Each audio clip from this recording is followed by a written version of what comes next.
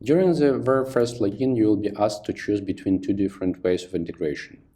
The first one requires integration via client library that you can easily find on our regional GitHub repos or using the Selenium Hub. This is the simplest and the quickest way of running the tests in our infrastructure.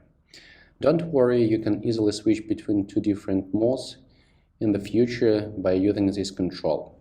So we are selecting the second one, integration via Selenium Hub. So on this page you can see the list of test sessions that were executed in this workspace.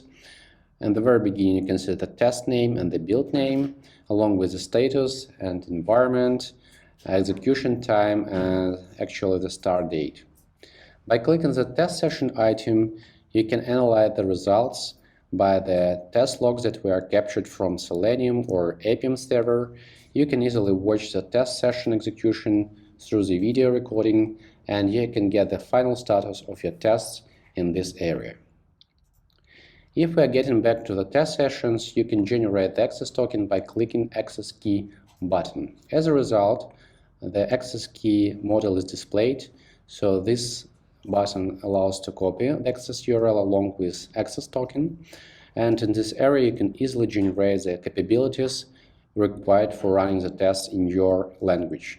You can switch between Java, C#, Go, Ruby, Python, etc.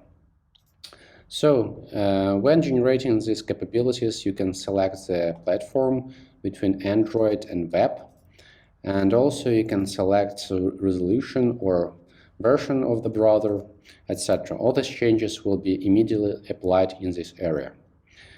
So the test name and the build name can be specified through capability called name, and they should be separated by a hashtag sign.